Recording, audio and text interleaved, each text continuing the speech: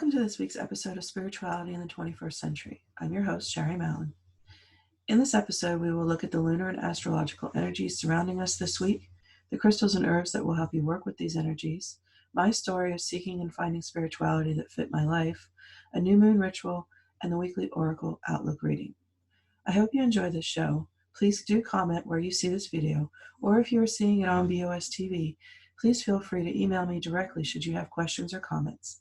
You can reach me via email at sharimalin@gmail.com.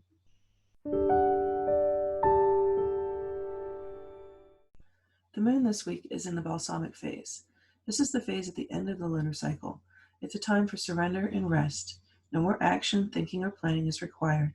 It's downtime after the work you've done during the full and last quarter moons. Let your mind become still and allow the universe to take over. If you feel you must take action, this is the time in the lunar cycle to cleanse and purify yourself and your space. Is your altar looking cluttered? Are you feeling scattered? Mix lavender and rosemary oil with water and use it to wipe down your sacred spaces. You can also mix lavender and rosemary with a carrier oil, such as coconut or sunflower, and add it to a ritual bath to cleanse and purify yourself. Meditate for a few moments in this bath and let everything that is making you feel chaotic flow away with the water. This moon begins the week in Capricorn. This is an excellent time to make time for exercise. Take a walk in nature, maybe even take off your shoes, weather permitting, and reconnect with the grounding energy of Mother Earth. Feel out your personal energies and find ways to refine them so they're focused on your goals. Meditation and connecting with nature are both excellent ways to do this. It's important for you to remember that your mental, emotional, and spiritual health will affect your physical health, so strive for balance in all these areas of your energy. The moon moves to Sagittarius on the 23rd. You'll start to feel like you're coming out of your funk with this joyful and exploratory energy. You may also feel disconnected from domestic chores and activities. It's all right to let them slide for a couple of days and take some downtime. Some of the astrological energies for this week include the Sun in Capricorn, and this is energy that will help you focus on your personal goals and ambitions. Your personal discipline and practicality will be high. This is an excellent time to exercise authority and natural mastery in your field. It's time to put your best foot forward. This week also brings Mercury in Aquarius. This energy will create a space for unconventional communication. You'll find yourself immersed in visionary ideas and an inventive mindset. Rather than chatting with friends, you'll find yourself having debates with deeper meaning. Your observational skills will be on point during this time, and your logical mind will rule your decisions. Venus will be in Pisces this week, and you may find yourself feeling more idealistic about love. You may tend to overlook your partner's flaws. You'll feel a strength and power to forgive during this time as well. You may also feel a deep need for a soulmate connection. This isn't just about romantic relationships, but also about the deeper connections we have with other people in our lives whom we love. Mars will be in Sagittarius this week. The energy will bring you abundant energy to push for what is morally right in your life. You may feel the desire to travel in order to stand up for what you believe in. So if a March comes up, consider taking a road trip to be there. You'll also feel strong physical energy and may find you enjoy more physical activities than you might normally. The longer-term astrological energies this week include Jupiter and Capricorn. Plenty of luck in realizing your goals and ambitions will come with this energy. It will also bring increased personal discipline and practical nature, which means taking action on your goals will be easier. You'll find Saturn in Capricorn as well this week. You'll feel naturally drawn to authority, your own and that of others. Make sure you take into account the moral standing of the leaders you follow. If their moral code doesn't match yours, you must leave them behind. This energy will teach you a lesson in finding success while following the rules, but be careful to stand up for your moral standards no matter the rules. On the whole, the energy this week will be somewhat chaotic. That's why you're going to want to rest and recharge while waiting for the new moon, which will come on the 24th.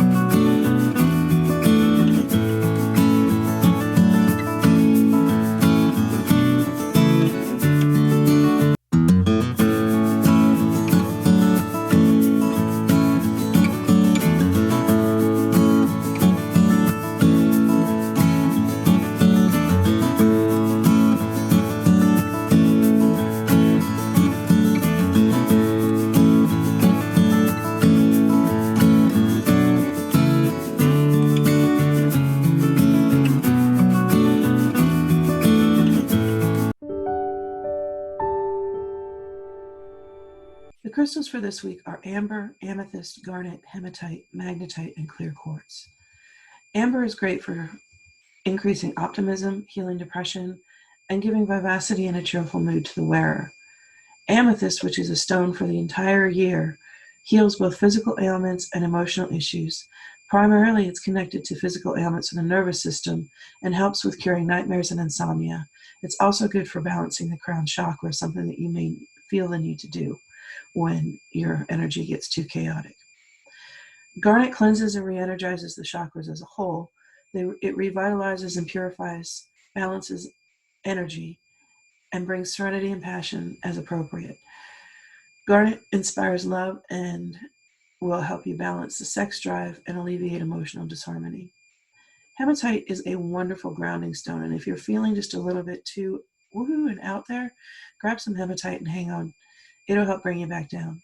It also enhances mental activity, balances yin and yang energies and emotions, and dissolves negativity. The stone carries the force and power of Mars and is an excellent stone for grounding and centering your energies. Magnetite attracts love, commitment, and loyalty. It alleviates negativity such as fear, anger, and grief, and brings in positive qualities such as tenacity and endurance. It's also an anti-inflammatory that can help relieve muscle aches and pains. And finally, clear quartz is the most powerful healing stone in the Mineral Kingdom. It is able to work on any condition or boost the energy of any other stone. It also protects against negativity and attunes you to your higher self and also relieves pain. This week's herbs are rosemary, sage, mint, fennel, violet, and daffodil. Rosemary is used for cleansing and purifying just about anything. You can mix it into your sage bundle to add its energy to the energy of the sage when clearing space and purifying tools and people. Sage is connected to wisdom, good luck, prosperity, redemption, cleansing, home blessing, and longevity. It's excellent for use in clearing your home and sacred spaces of negativity. Peppermint is usually the mint referenced in magical references. It is connected with healing and prosperity and can be used to boost either of those things when used in conjunction with other methods. For example, burning a peppermint incense while performing Reiki or other energy healing can be especially beneficial to the patient. Fennel is a protective herb and so can be used in conjunction with sage and rosemary to repel negativity in your home or sacred space. Connected to love, a violet can be combined with lavender in a sachet to draw love into your life. Carrying violet flowers with you can bring good luck, and putting them in a dream pillow enhances prophetic dreams and divination. Combined with peppermint, violet flowers can create a strong draw for money and abundance. And finally, daffodil. These cheery yellow and white flowers are connected with luck and abundance. You can share their luck by giving daffodils to others. You can also share their luck by being the first to spot these flowers in the spring. It is said that doing so will mean more gold and silver in your life for the coming year. Okay, so I wanted to go through how to make a crystal grid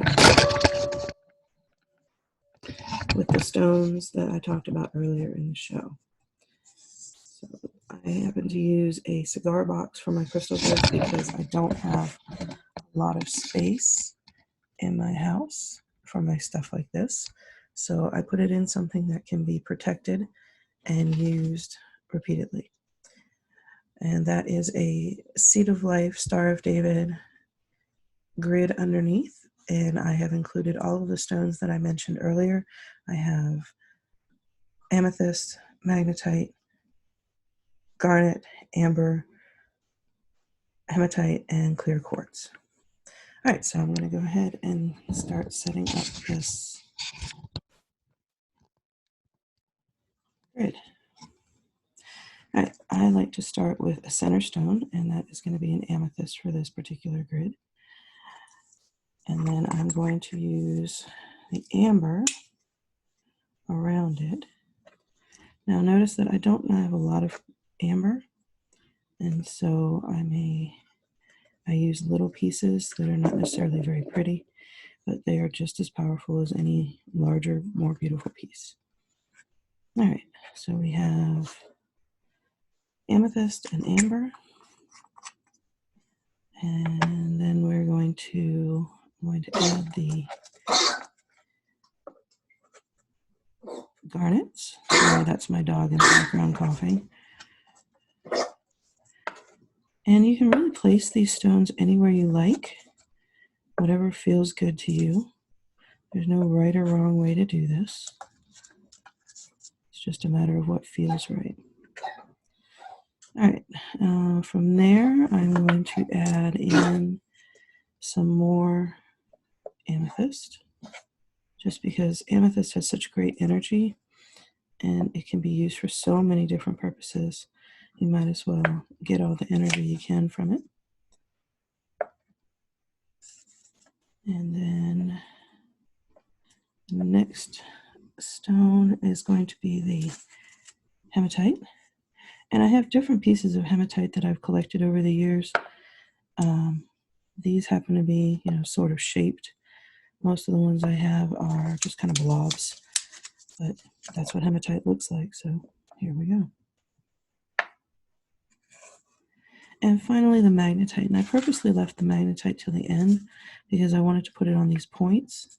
And it's always so tough to get my little fat fingers in here to get the stones placed where I want them. And then finally, I have the clear quartz, and I'm going to actually put those, these are points up in the center circle. The ones that the points don't stand up on their own, I just lay them against it. And a lot of the points do stand up on their own, but some of them don't. And if you can't get them to stand up at all, then just turn them toward the center. And my last one. And see, that's what happens. Let's just turn these in. There we go. All right, so then what you would do next would be to charge it. And what you're doing is you're pulling in energy from the universal source, and you are pressing it into this configuration of stones so that you can use the energies throughout the coming moon phase. This is for your new moon, and this is a resting new moon, so it's not about setting new goals so much as it is about finishing up the ones that you've started already and using the energies to focus on the goals you've already set. All right, so that is our crystal grid for this month, for the new moon. And I hope you have enjoyed this segment. We will do this again next week.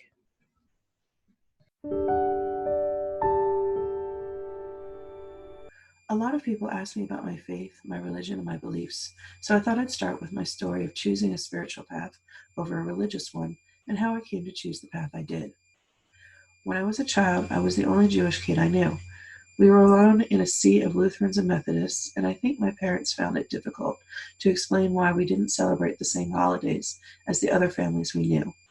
Rather than confuse me, they celebrated Christmas and Easter with the families we socialized with, so I could enjoy the activities the schools held for such holidays in those days. We had a Hanukkah bush instead of a Christmas tree, but generally we celebrated the Christian holidays. When I was about 8 years old, my mother started attending spiritualist meetings with a group about an hour from our home. Eventually, she brought me and my father to the meetings. It was at these meetings that I first came to understand a little bit more about who I was and what I could do. You see, I was always drawn to the supernatural elements of this world, and when I stood in a healing circle with those people at these events, I learned I was a healer too. I learned from several people in those meetings how to use and control my gifts. I learned to not be frightened by them and to put them to use for others. When we could no longer attend these meetings, my mother had married the man in whose home these meetings were held when he'd been married to another woman. My mother and stepfather took us to the spiritualist church once. We all found it to be a little too tightly wound. The pastor's sermon was Jesus this and Jesus that. It was uncomfortable and weird, so we never went back. For a very long time, there was little spirituality or religion in my life. In college, I identified as an agnostic. I knew there was a higher power, but I didn't have a clear definition of the way Christianity does. I wandered through the world with no clear path or faith or spirituality. It wasn't until I moved from Pennsylvania, where I grew up, to North Carolina to teach high school that I finally found my path. I really think it was the advent of the internet that made it possible for me to find my spiritual path. Without the internet, I would have continued to believe so many falsehoods created by society about non-Christian, New Age, and alternative spiritual paths. In 1997, I found a group of like-minded individuals who showed me what a spiritual path I could live with looked like. For me, it was important that women be honored in my spiritual path, not denigrated as they often were in Judeo-Christian religions. I wanted to connect with the energies I had worked with as a child and found those connections in the rituals of my new path. I wanted to live with love and honor for the earth and found that in my new spiritual path. I tried working with various groups over the years, but often found the backbiting and infighting in the community was simply too much for me, so I focused on a private, solo practice of my faith. Over the years, I've been on a path that has taken me through times when my faith was central to my life, as it is now, and times when I do nothing more than pray and try to do good for others. I have always found myself more comfortable where my faith was part of my day-to-day activities than when it was pushed back by other responsibilities. That's why I'm doing this show and why I've become a psychic advisor and coach. When pressed, I can say I'm an eclectic pagan who practices solitary, but honestly my faith is so much more than the basic statement. I believe in the higher power. I know I am loved by this higher power and that I can honor them by helping others. I help others through readings, energy work, and healing. I also help others through education like this show. I'd love to hear about your journey to find your faith and spirituality. Please do comment on this video when you see it, or send your comments to me via email at sharimalin@gmail.com.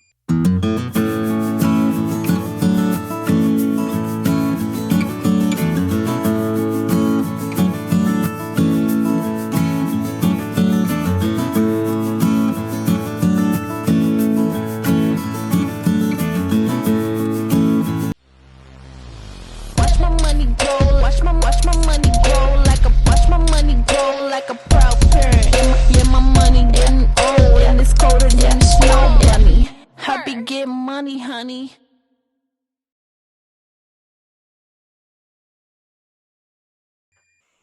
The lunar observance for this week is the new moon in Aquarius, which will come on January 24th at 7:38 in the morning. The new moon in Aquarius is a time to cultivate practices that reduce stress. Because this moon falls in the 7th house, relationships will be highlighted, and not just romantic relationships, but any strong connection you have between yourself and others. You'll even find your relationship with yourself connecting and meshing more seamlessly. There will be unexpected changes, unpredictable behavior, and mood swings during this new moon. These issues are why I am recommending that you do not do your usual goal-setting work during this new moon. Instead, work on keeping your mind focused and your emotions stable so you can react quickly to changing conditions on your way to wealth, success, and love. You may find yourself being better able to express your emotions. It's a good time for reforms, experiments, implementation of new, even risky projects and ideas. Just guard against going overboard with a desire to show off. As this moon actually falls on day 30 of the lunar month, you'll find the energy will be good for completing things that were started at the beginning of the lunar cycle. Cleansing yourself in your home is also recommended. Rest, moderation, and food and drink are both necessary at this time as well. Make a commitment to a positive lifestyle through meditation and self-reflection, so you're ready to move up in the next cycle of spiritual and personal development. I'm going to share with you now a recipe and process for a ritual bath for this new moon. You'll need a cotton bag, which you can often get at health food stores, rosemary, peppermint, lavender, and Epsom salts. The rosemary, peppermint, and lavender should be dry herb. And again, you can usually find these at your local health food store or vitamin store. And the Epsom salts you can often find at Walmart. You want to run a bath at a temperature you're comfortable with. I like really hot baths myself. You can also do this in the shower if you prefer. Place the herbs in the cotton bag and tie it shut. This is to keep the herbs from escaping and plugging up your drain. Drop the bag into the water as the tub is filling and let them stay in the water throughout the bath. Sprinkle Epsom salt in the water and then get in the bath and soak. Consider listening to a meditation or some soothing music while you soak. Enjoy the heat and the water and the scent of the herbs. Let the Epsom salts help you ground and center while the herbs clear your energy and clean your body. You can also do this with essential oils if you don't have the herbs or just prefer the oils. Combine the essential oils of rosemary, peppermint, and lavender with a carrier oil first. I prefer fractionated coconut oil myself, but any carrier oil will do, including sunflower or jojoba. You can add this mixture to the water directly or mix it in with the Epsom salts. Either way, you will get the same result as you would with the herb bag. Normally, you'd be setting big goals and putting manifestations into motion with the new moon energy, but the chaotic nature of this new moon really isn't conducive to the outcomes you'd want from such work. It's better to rest and focus on finalizing previous goals than to set new ones and fight the energies over the next month.